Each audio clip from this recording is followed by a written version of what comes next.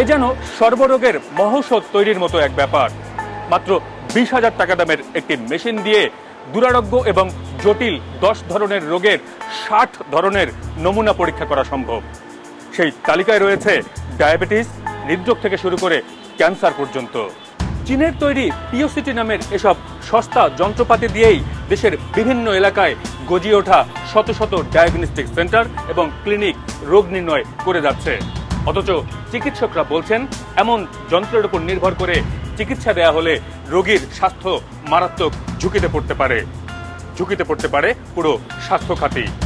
প্রায় সর্বরোগ নির্ণয়কারী এই যন্ত্রটি কতটুকু কার্যকর তা নিয়েই আমাদের আজকের উন্মোচন। সঙ্গে আছি আমি মাজহার মিলন।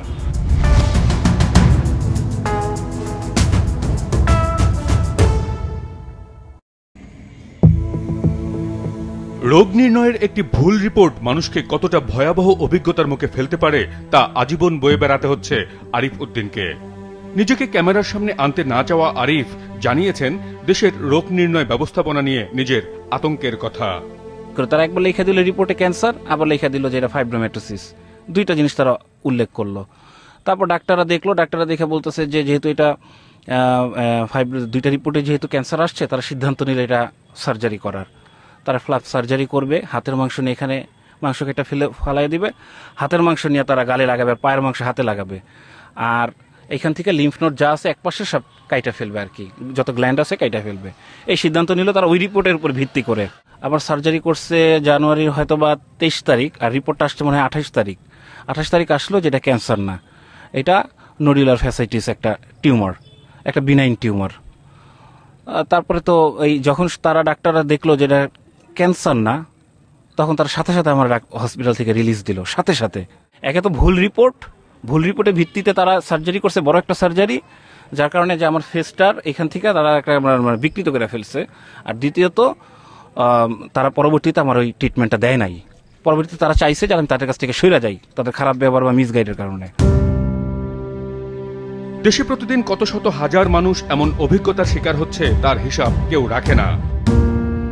অনেকে হয়তো জানতেই পারেন না কেন নিজের রোগবেলায় বয়ে বেড়াচ্ছেন দিনের পর দিন, বছরের পর বছর।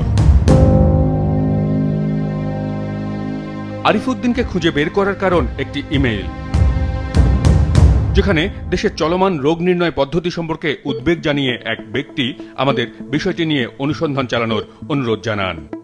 দেশে রোগ নির্ণয় সরঞ্জাম সরবরাহকারী এই ব্যক্তির ভাষ্য হল, পিওসিটি নামের এই যন্ত্র দিয়ে নাকি কয়েক ডজন রোগের পরীক্ষা করছে ছোট বড় অনেক ডায়াগনস্টিক সেন্টার। তার ভাষায় বিভিন্ন ব্র্যান্ডের এসব যন্ত্রে একই নমুনা একাধিকবার পরীক্ষা করলে একবার এক এক ফলাফল দিচ্ছে, যা কোনোভাবেই নির্ভরযোগ্য নয়। যেসব রোগের নমুনা এই যন্ত্রে পরীক্ষা করা সম্ভব বলে দাবি করা হয়, তা বিশেষায়িত ল্যাবরেটরি ছাড়া সম্ভব না। তারপরও এসব যন্ত্র দিয়ে ডায়াবেটিস, হৃদরোগ কিংবা ক্যান্সারের মতো রোগের পরীক্ষা চালানো হচ্ছে, যা ভুল চিকিৎসার ভয়াবহ ঝুঁকি তৈরি করছে। এই মেইলে দেয়া তথ্য যাচাই করতে আমরা আমন্ত্রণ জানাই চীনা এক কোম্পানিকে, যারা নতুন মডেলের একটি পিওসিটি যন্ত্র বাংলাদেশে বাজারজাত করতে চায়। এই দুই ব্যক্তি বাংলাদেশে আসেন নিজের প্রকৃত নাম পরিচয় লুকিয়ে। If Levin Lin is your English name, then what is your original name? It is Chinese name. পরিচয় অবশ্য আমরাও পাল্টেছি। তাদের যন্ত্রের পরিবেশক হিসেবে ব্যবসার কথা জানানো হয়েছে। পুরো যন্ত্র দেখিয়ে আমাদের জানানো হলো বিভিন্ন রোগের অন্তত 60 ধরনের পরীক্ষা এই মেশিন দিয়ে করা সম্ভব, যার মধ্যে রয়েছে ক্যান্সার, হৃদরোগ, হরমোন থেকে শুরু করে প্রজনন সংক্রান্ত রোগবালাইও। ক্যান্সার সম্পর্কিত 20টা টেস্ট করতে পারে, 20 tests about cancer in this machine. Yes. Oh my goodness, this is a really good one. মেশিনের কার্যকারিতা পরীক্ষার জন্য পাশের একটি আধুনিক হাসপাতাল থেকে নমুনা সংগ্রহ করি আমরা। হরমোনের একটি মাত্রা অর্থাৎ TSH পরীক্ষার জন্য দুই চীনা ব্যক্তির আনা ওই যন্ত্র চালু করা হয়। 4.25. Yes. Target value is 4.25। প্রায় আধ ঘন্টা পর অবশেষে পরীক্ষার ফলাফল মেলে, যা আধুনিক নির্ভরযোগ্য যন্ত্রে পাওয়া ওই নমুনার ফলাফলের চেয়ে আকাশ পাতাল তফাৎ। 1.63 এই পরিমাপটা আছে, 1.63, যেটা এখানে এসেছে 9.47। আরেকবার আমরা এটা দুবার করিয়েছি, আরেকবার এসেছে 8.54। একই স্যাম্পল, একই মেশিন, একই সময়। ফলাফলে বিপর্যয় দেখা গেলেও জানা গেল অন্যান্য পিওসিটি যন্ত্রের চেয়ে এই মেশিনটি নাকি অনেকটাই উন্নততর পর্যায়ের। তাহলে প্রশ্ন হলো, কয়েক বছর আগে থেকে যেসব পিওসিটি যন্ত্রের মাধ্যমে রোগ নির্ণয় করা হচ্ছে ডায়াগনস্টিক সেন্টারগুলোতে, সেগুলো দিয়ে কতটা নির্ভুল রোগ নির্ণয় সম্ভব হচ্ছে? উত্তরের জন্য আমরা প্রথমে নিজের রক্তের বিভিন্ন পরীক্ষা করতে দেই। রাজধানীর একটি হাসপাতালের সর্বাধুনিক স্বয়ংক্রিয় ল্যাবরেটরিতে সেই নমুনায় ডায়াবেটিসের পরিমাপক HbA1c, হৃদরোগ পরিমাপক CKMB, ক্যান্সারের উপাদান পরিমাপক AFP এবং প্রজনন স্বাস্থ্যের পরিমাপক টেস্টোস্টেরনের মাত্রা নির্ণয়ের অনুরোধ করি। প্রায় 4 ঘন্টার পুঙ্খানুপুঙ্খ পরীক্ষার পর ফলাফল সহ ওই নমুনাও সংগ্রহ করি। সঙ্গে নেই এমন একজন রোগীর নমুনা যার ডায়াবেটিসের মাত্রা অনেক বেশি। এবার উত্তরার কয়েকটি ডায়াগনস্টিক সেন্টার যেখানে পিওসিটি যন্ত্রের মাধ্যমে এসব পরীক্ষা করা হয়, সেখানে এই নমুনাগুলোর পরীক্ষার ফলাফল কেমন আসে তা জানার চেষ্টায় নামি আমরা। আইস ব্যাগের ভেতরে নিতে হয়, তো এটা এভাবেই প্রিপেয়ার করা হয়েছে। আমরা যেহেতু আজকেই রিপোর্টগুলো, স্যাম্পলগুলো কালেক্ট করেছি এবং পরীক্ষা নিরীক্ষা করেছি, সুতরাং এই পুরো বিষয়টি আসলে খুবই সতর্কতার সাথে পরিবহন করতে হয়, যাতে করে এগুলোর গুণাগুণ নষ্ট না হয় এবং অন্য কোনো মেশিনে রিডিং দেওয়ার ক্ষেত্রে কম বেশি না হয় আর কি। উত্তরার 10 নম্বর সেক্টরের 12 তলা এক হাসপাতাল এবং ডায়াগনস্টিক সেন্টারে পিওসিটি যন্ত্রের মাধ্যমে HbA1c এবং CKMB পরীক্ষার জন্য যাই আমরা। যন্ত্রটির ক্রেতা হিসেবে কিভাবে কাজ করে তা দেখার জন্য অজুহাত দিয়ে ল্যাবরেটরিতেও ঢোকার সুযোগ হয়। চীনা প্রতিষ্ঠান অনফুড তৈরি ফাইন কেয়ার 2 নামের এই মেশিনটি দিয়ে মোট 56 ধরনের পরীক্ষা করার কথা বলা হয়েছে, যার মধ্যে থাইরয়েড, প্রজনন স্বাস্থ্য, হৃদরোগ, ডায়াবেটিস, ক্যান্সার সহ বিভিন্ন রোগের উল্লেখ রয়েছে। নমুনাগুলো মেশিনে দেওয়ার আগের পুরো প্রক্রিয়াটি ম্যানুয়ালি অর্থাৎ হাতে হাতে করা, শুধুমাত্র অনুমানের উপর ভিত্তি করে। HbA1c অর্থাৎ ডায়াবেটিস পরীক্ষার জন্য 300 সেকেন্ড মানে 5 মিনিট এবং হৃদরোগ সম্পর্কিত পরীক্ষা CKMBর জন্য 15 মিনিট সময় দরকার এই যন্ত্রটির। পরীক্ষার ফাঁকে ফাঁকে আমরা কথা বলি ল্যাবরেটরি অপারেটর অর্থাৎ টেকনোলজিস্টদের সঙ্গে। তারা নিজেরাই জানাচ্ছিলেন এই যন্ত্রে পরীক্ষার ক্ষেত্রে নিজস্ব কোনো মান নিয়ন্ত্রণ ব্যবস্থা নেই। আপনি একজনের একটা HbA1c করছেন, সাধারণ করার সাথে সাথে আপনি 10-12 আসলো, আপনি এমনি একটু কমাই দিবেন। অন্য জায়গায় ক্রস চেক করতে গেছেন, একটা থেকে 1 কম আসছে, 10-11 আসছে, আপনি তো এমনি কমাই দিবেন, যা আসছে তাই তো আর দিবেন। কিন্তু যা আসছে সেটা যদি না দেই তাহলে তো চিকিৎসা তো কম বেশি হবে না, আবার ওটা ডাক্তাররা কিছু বলে না? পিওসিটি মেশিনে একটু বেশি আসবে, ওটাই স্বাভাবিক। হাসপাতালটি নির্মাণের পর থেকেই এই যন্ত্রের মাধ্যমে তারা বিভিন্ন রোগ নির্ণয় করে আসছিলেন বলে জানা গেল।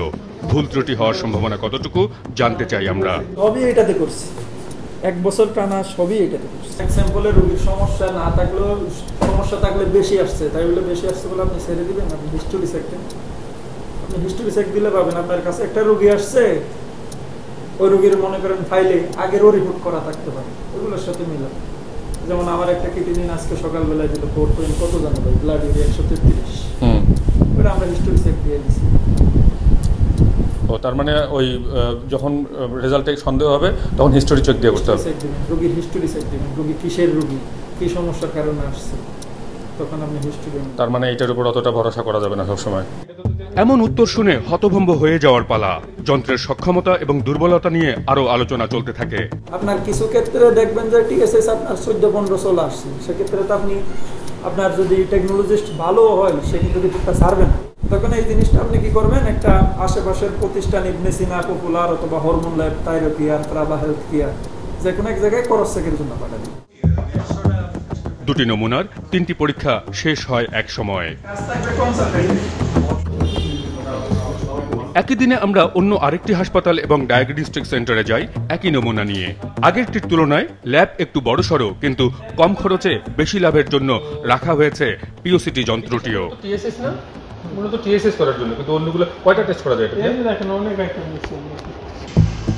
জেটেইন নামের চীনা কোম্পানির তৈরি এই যন্ত্রটির নাম জিপি।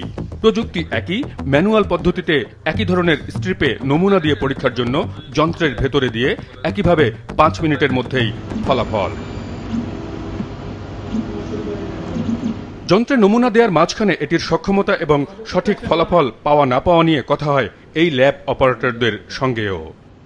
একটা কার্ডিয়াক পেশেন্ট, তার CKMB বেশি তো হবে, তখন বেশি হবে, নর্মাল রিপোর্ট দিচ্ছে, কিন্তু ডাক্তার অন্যান্য অনেক সিমটম থাকে না, যে না সে কার্ডিয়াকের পেশেন্টে কেন কম্পোনেন্ট বেশি আসেনি, নর্মাল দিলাম আমরা, তখন ওনাদের স্যাম্পলটা অন্য কোথাও আবার করাইল, উনিই করাইল এই স্যাম্পল পেশেন্ট দিয়ে পাঠাইল কেন বেশি আসছে।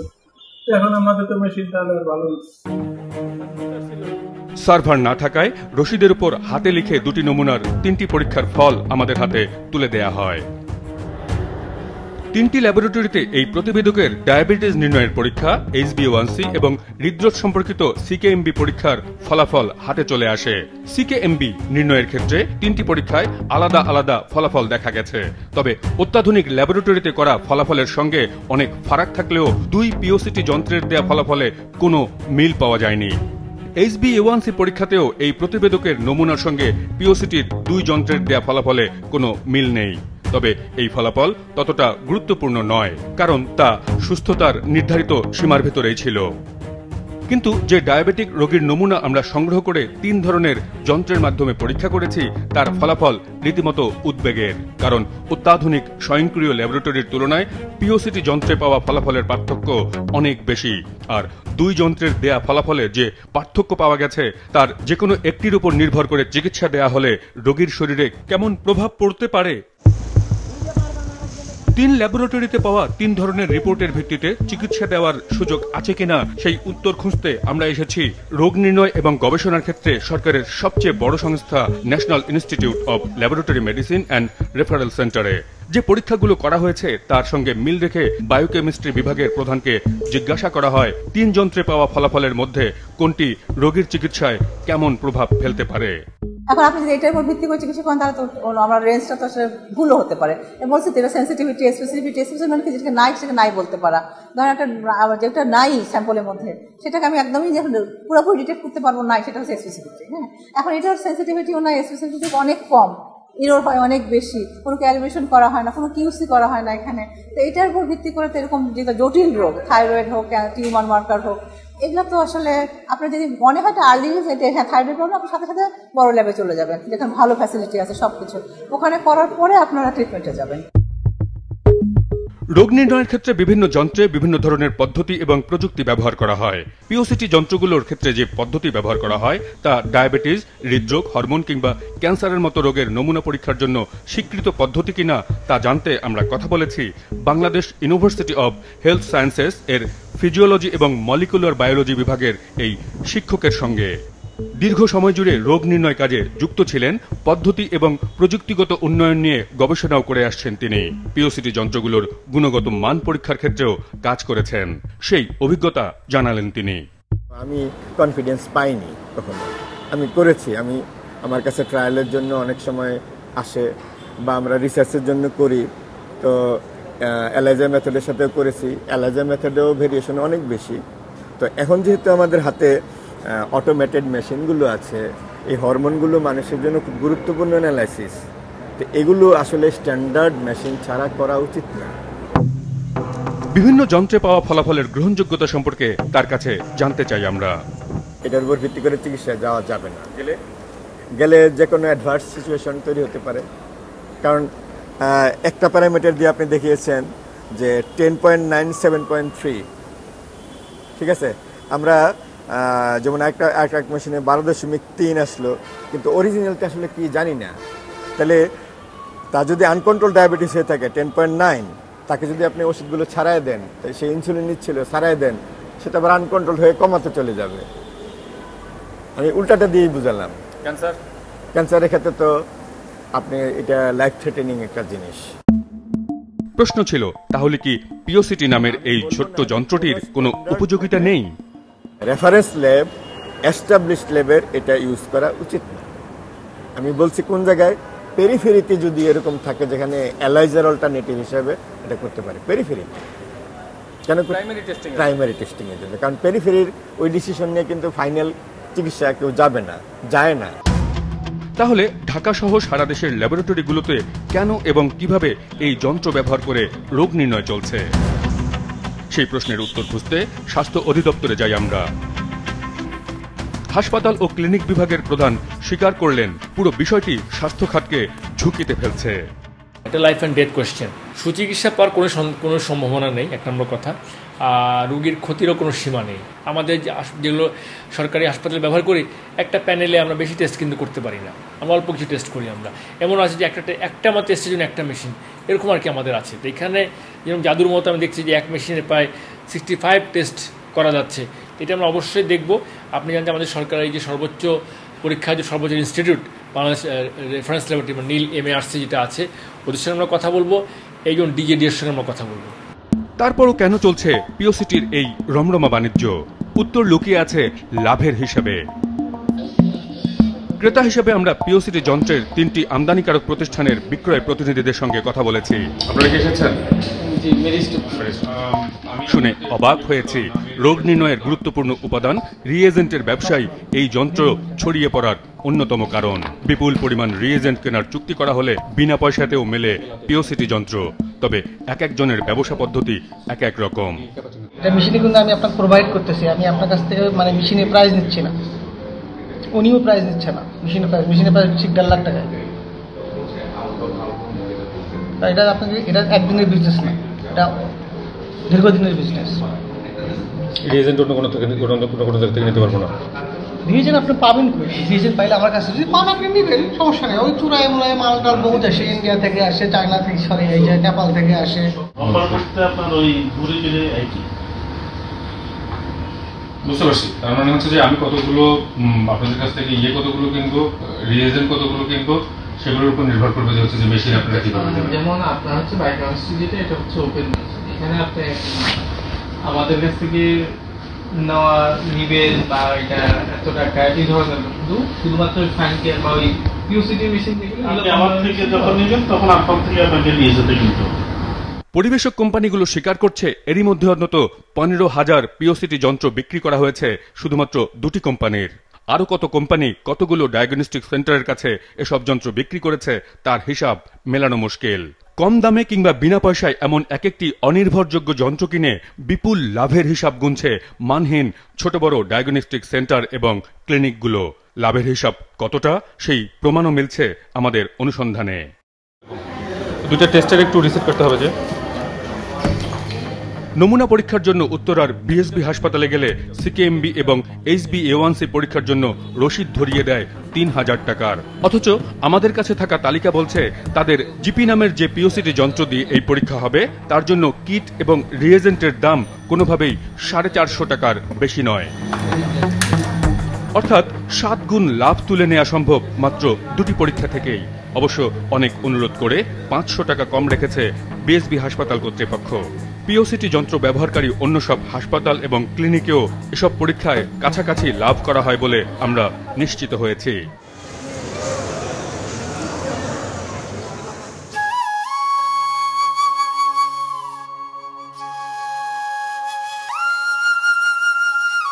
যে নির্ভরতা নিয়ে রোগী কিংবা তাদের স্বজনেরা ডাক্তার, ক্লিনিক কিংবা ডায়াগনস্টিক সেন্টারগুলোতে ছুটে বেড়ান, জীবনের সবটুকু সঞ্চয় পর্যন্ত চলে যায় বেঁচে থাকার আশায়, সেখানে হাতে গোনা কিছু ব্যক্তি এবং প্রতিষ্ঠানের কোনো অযত্ন, অবহেলা কিংবা দায়িত্বহীনতা সেসব রোগীর জীবনকে আরো বিপর্যস্ত এবং ঝুঁকিতে ফেলে।